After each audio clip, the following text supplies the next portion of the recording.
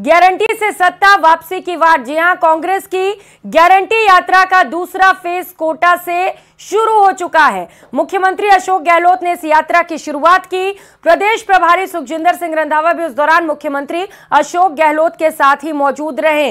जोधपुर से लेकर भरतपुर और उदयपुर में भी ये यात्रा पहुंचेगी और जो कांग्रेस की 7 गारंटियां हैं उनका जिक्र इस यात्रा के जरिए किया जाएगा। लगातार कांग्रेस का कहना है काम किया दिल से, कांग्रेस सरकार फिर से, और 7 गारंटियों का जिक्र मुख्यमंत्री से लेकर कांग्रेस के तमाम दिग्गज नेता कर रहे हैं। और दावा है कांग्रेस का कि ये वो 7 गारंटियां हैं जिनके दम पर हम सत्ता में बने रहेंगे। इस बार राज कायम रहने वाला है, रिवाज बदलने वाला है। कांग्रेस की 7 गारंटी योजना का दूसरा चरण कोटा से शुरू हो गया है, जिसे मुख्यमंत्री अशोक गहलोत ने हरी झंडी दिखाकर रवाना किया।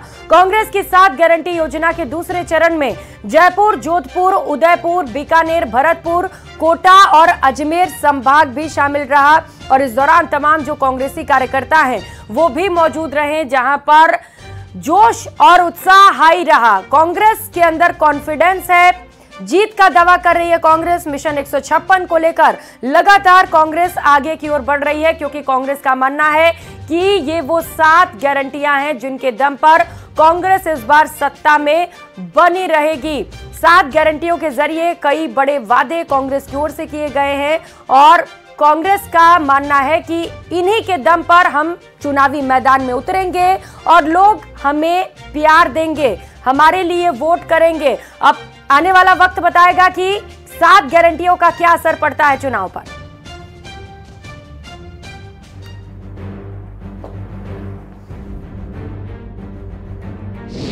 गारंटी यात्रा के दूसरे फेज का आगाज। कोटा से हुई दूसरे चरण की शुरुआत। सरकार बनाने का सीएम ने किया दावा।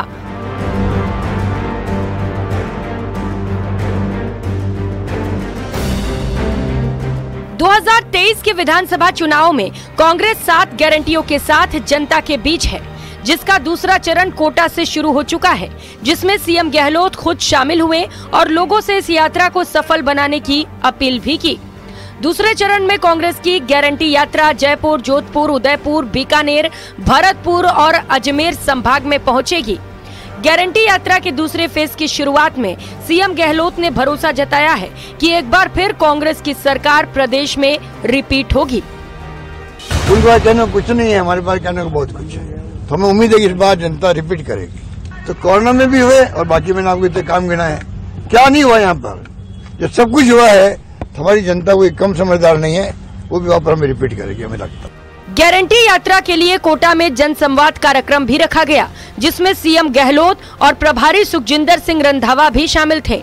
इस मौके पर सीएम गहलोत ने लोगों से कांग्रेस की गारंटियों को घर घर पहुंचाने की अपील की। अब आगे हमने गारंटी दी आपको, इसको आप कृपा करके घर घर तक पहुँचाएं। तुम्हें ऐसा होना चाहिए कि मैनिफेस्टो आ रहा है, क्योंकि मैनिफेस्टो आएगा और पावर के वादे किए जाएंगे। फिर 7 गारंटी है, ये सरकार बनते ही लागू हो जाएगी, ये मैं आम जनता को विश्वास दिलाना चाहता हूँ। कोटा पहुंचने पर सीएम ने एक तरफ कांग्रेस की गारंटी यात्रा पर संवाद किया, तो वहीं दूसरी तरफ उम्मीदवारों के समर्थन में जनता से वोट की भी अपील की। कोटा दक्षिण विधानसभा में कांग्रेस प्रत्याशी राखी गौतम के समर्थन में वोट करने की अपील करते दिखे। इसके बाद रोड शो करते हुए कोटा उत्तर विधानसभा पहुंचे, जहां पर प्रत्याशी शांति धारीवाल के समर्थन में वोट की अपील की। आज हम लोगों ने 7 जगह से एक साथ में गारंटी समाज यात्रा शुरू करी है।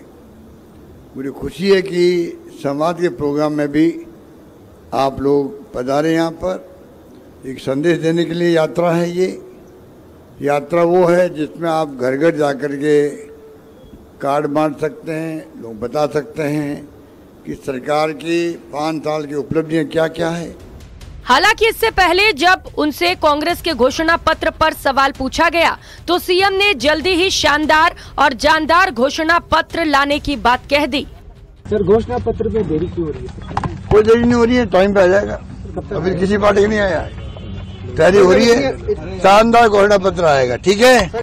7 गारंटी के साथ कांग्रेस जनता के दिल में उतरने की कोशिश में है, जिसका दूसरा फेज शुरू हो चुका है।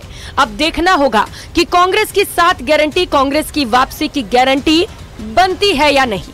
Bureau report, news 18 Rajasthan.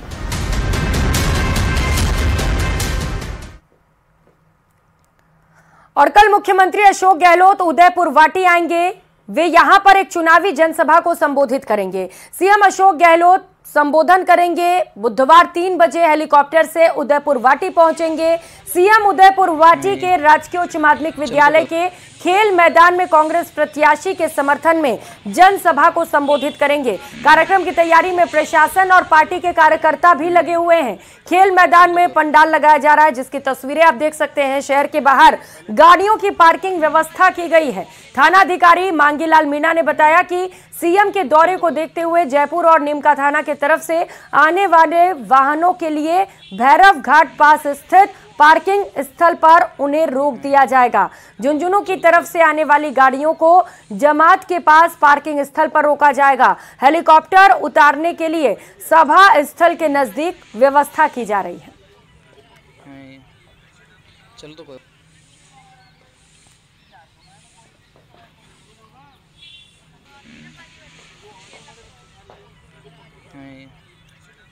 तो तो चुनावी रणनीति को लेकर आज जयपुर में कांग्रेस की अहम बैठक होने जा रही है, जिसमें शामिल होने के लिए राहुल और सोनिया गांधी जयपुर पहुंचे हैं। चुनावी मंथन पर होने वाली इस बैठक में मुख्यमंत्री अशोक गहलोत, प्रदेश प्रभारी सुखजिंदर सिंह रंधावा के साथ साथ कई दिग्गज नेता भी शामिल होंगे। साथ ही आपको बताते चले कि यह बैठक महत्वपूर्ण होने वाली है, क्योंकि कहा जा रहा है कि जोरदार धुआंधार चुनावी प्रचार होने वाला और इसी को लेकर खास रणनीति तैयार की जाएगी। मुद्दों पर डिस्कशन होगा कि कौन कौन से मुद्दे लेकर कांग्रेस इस बार चुनावी मैदान में उतरने वाली है, जिसके चलते इस बार वो सत्ता में बरकरार रह सके। तस्वीरें भी आपको दिखा रहे हैं, जब राहुल गांधी और सोनिया गांधी जयपुर एयरपोर्ट पर पहुंचे और कुछ ही समय में बैठक होगी, जिसमें मुख्यमंत्री अशोक गहलोत भी शामिल होंगे। कांग्रेस की सत्ता में वापसी के लिए अब मोर्चा सोनिया गांधी और राहुल गांधी ने संभाल लिया है। आज दोनों ही मां बेटे जयपुर पहुंचे हैं, जहां पर इस होटल में दोनों ठहरे हुए हैं। यहीं पर थोड़ी देर में और जो बड़े नेता हैं कांग्रेस पार्टी के, वो पहुंचने वाले हैं। कांग्रेस पार्टी सत्ता में वापसी के लिए बेचैन है और वो उस इतिहास को तोड़ना चाहती है जो उसके पक्ष में नहीं जाता। हर 5वें साल में सूबे में सरकारें बदलती रही हैं और इस बार कांग्रेस पार्टी उम्मीद कर रही है कि उन्होंने बेहतर काम किया है, योजनाएं दी है और अब गारंटी का भी वादा है। तो ऐसे में यहां का मतदाता कांग्रेस को निराश नहीं करेगा, वो फिर से सूबे में कांग्रेस की सरकार बनाएगा। लेकिन क्योंकि राहुल गांधी ही ज्यादा कॉन्फिडेंट नहीं थे राजस्थान को लेकर के, जब उनसे सवाल पूछा गया था तो उन्होंने यहां पर भी कहा था कि बीजेपी और कांग्रेस के बीच में यहां पर टक्कर है। बाकी जो दूसरे राज्य हैं उनमें वो कांग्रेस पार्टी की जीत का परचम लहराने की बात कह रहे थे, लेकिन राजस्थान को लेकर भी वो नाउम्मीद ही नजर आ रहे थे एक तरह से। तो जो चीजें हैं उनको बदलने की कोशिश है, क्योंकि एकजुटता का अभाव नेताओं में अब भी दिख रहा है। एग्रेसिव कैंपेनिंग नहीं हो रही है, इसलिए सोनिया और राहुल गांधी को जयपुर में आना पड़ रहा है और सोनिया गांधी अगले 4 दिन तक यहीं पर कैंप करने वाली है। राहुल गांधी कल चले जाएंगे लेकिन फिर से यहाँ पर लौट आएंगे। तो एक तरह से सोनिया और राहुल गांधी के मेन फोकस में राजस्थान आ गया है, क्योंकि उनका यही मानना है कि अगर राजस्थान को फतह नहीं किया गया तो फिर लोकसभा के चुनाव में भी यहां से ज्यादा उम्मीद नहीं की जा सकती, क्योंकि पिछले 2 चुनाव से सारी की सारी जो सीटें हैं वो बीजेपी जीत रही है लोकसभा में। तो ये जो चुनाव है एक तरह से सेमीफाइनल है दिल्ली के लिए होने वाले चुनाव के लिए। तो ऐसे में राजस्थान में सोनिया और राहुल चाहते हैं कि हर हाल में यहाँ पर सरकार की वापसी हो, ताकि इसका फायदा लोकसभा के चुनाव में मिले। इसलिए सोनिया गांधी का जयपुर में आना और अपने बेटे के साथ में यहाँ पर इस होटल में ठहरना ये बताता है कि कांग्रेस पार्टी को राजस्थान को लेकर लगता यही है कि उनकी चिंता बहुत बड़ी है, जिसका समाधान खोजने के लिए उन्होंने यहाँ पर रुकने का फैसला किया है। कैमरा पर्सन नवीन के साथ बाबूलाल धायल, न्यूज़ 18। तो सोनिया गांधी और राहुल गांधी चाहते हैं कि न सिर्फ विधानसभा बल्कि लोकसभा चुनाव में भी इस बार राजस्थान में कांग्रेस कमाल कर सके, और यही वजह है कि सोनिया और राहुल इस वक्त जयपुर पहुंचे हुए हैं। बड़ी खबर आपको बताते चले कि मुख्यमंत्री अशोक गहलोत होटल राजविलास पहुंच चुके हैं। सोनिया और राहुल से मुख्यमंत्री अशोक गहलोत मुलाकात करेंगे। कांग्रेस के ताजा राजनीतिक माहौल पर चर्चा की जाएगी। राजस्थान फतेह की खास रणनीति भी बनेगी। आक्रामक चुनाव प्रचार पर कांग्रेस का खासा फोकस रहने वाला है। तो मुख्यमंत्री अशोक गहलोत राहुल गांधी और सोनिया गांधी से मुलाकात करेंगे। होटल राजविलास पहुंचे हुए हैं, जहां पर चुनावों को लेकर खास रणनीति तैयार की जाएगी। मुद्दों पर डिस्कशन होगा, कौन कौन से वो मुद्दे रहने वाले हैं जिन्हें लेकर कांग्रेस चुनावी मैदान में उतरने वाली है। तो ये मुलाकात बेहद महत्वपूर्ण, जिन्हें लेकर खास मुद्दों पर चर्चा की जाएगी। कहा जा रहा है कि अग्रेसिव कैंपेनिंग कांग्रेस की ओर से की जानी है और यही वजह है कि राहुल गांधी और सोनिया गांधी जयपुर में पहुंचे हुए हैं। न सिर्फ नजर 2023 पर है, बल्कि निगाहें 2024 पर भी कांग्रेस की टिकी हुई है, क्योंकि लगातार लोकसभा चुनाव में राजस्थान में कांग्रेस के लिए सूखा पड़ा हुआ है।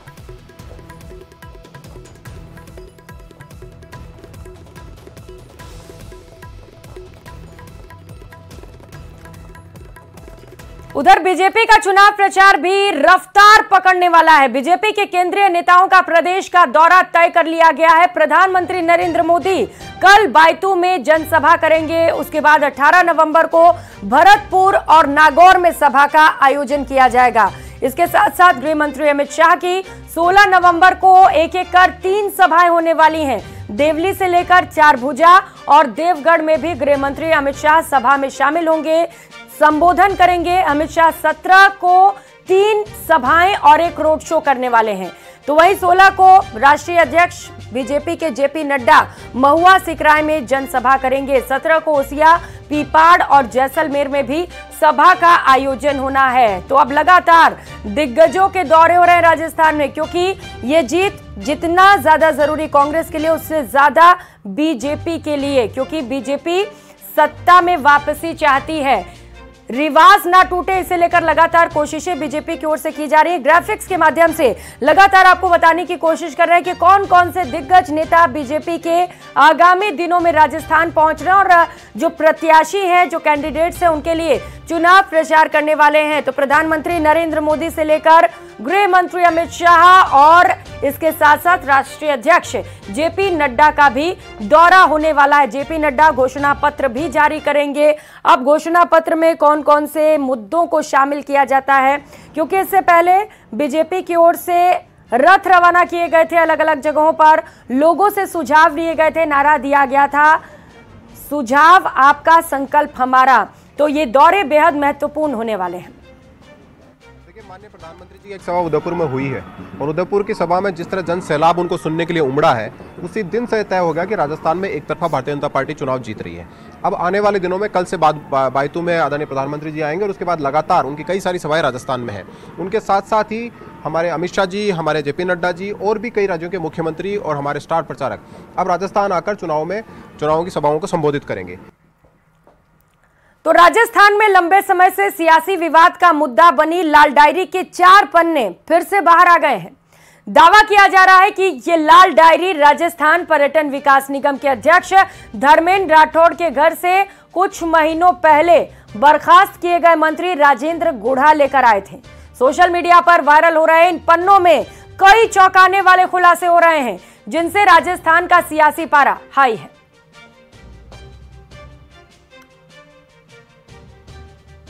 विहीन भारतीय जनता पार्टी जब 4.5 साल तक कुछ नहीं कर पाई थी, विधानसभा के अंतिम सत्र के अंदर जब लाल डायरी का जिक्र विधानसभा में हुआ, उस समय भारतीय जनता पार्टी के तमाम नेताओं ने बड़ी बड़ी लाल डायरी के जो पोस्टर, होर्डिंग्स और डिजाइन्स बना के तैयार कर लिए थे। ये भारतीय जनता पार्टी की उस विफलता को दर्शाता है, जनता से नादार रहने की चीजों को दर्शाता है।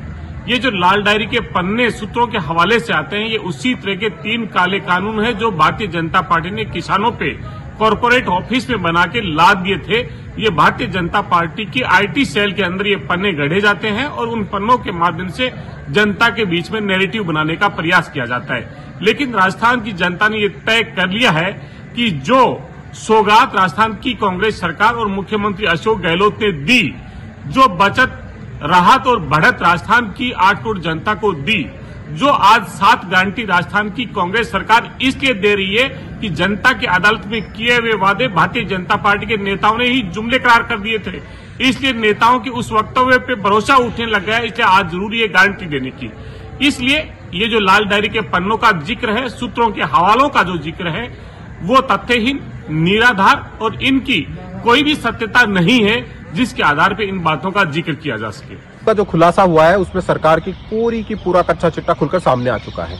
किस तरह अधिकारियों के साथ मिलकर सरकार ने राजस्थान की जनता का पैसा लूटा है, कांग्रेस पार्टी ने जिस तरह गरीबों का पैसा लूटा है, जिस तरीके से पूरे राजस्थान में लूट मचाई है, इसका खुलासा लाल डायरी के माध्यम से हो चुका है।